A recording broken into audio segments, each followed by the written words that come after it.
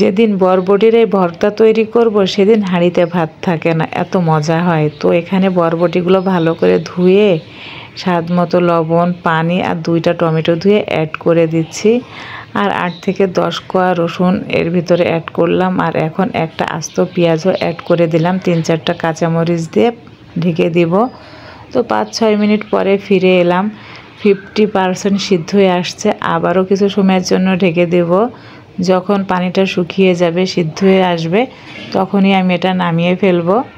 বরবটির এই মজার ভর্তা যেদিন তৈরি করি ভাতের চাল একটু বাড়িয়ে দিই, না হলে কিন্তু ভাতে কম পড়ে যায়। তো আমাদের সব সিদ্ধ হয়ে গেছে। এখন এখানে একটা পেঁয়াজ ফ্রাই করছি, 3টা শুকনো মরিচ ফ্রাই করে নিচ্ছি। তো সব এখন ভালোভাবে মাখিয়ে নিচ্ছি।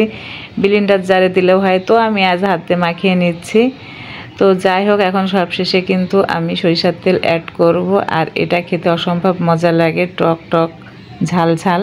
আমার ভর্তা না থাকলে মনটা ভালো থাকে না। প্রতিদিন একটা ভর্তা আমার চাই। আর ভর্তা তৈরি করতে আমার একেবারেই ক্লান্ত লাগে না।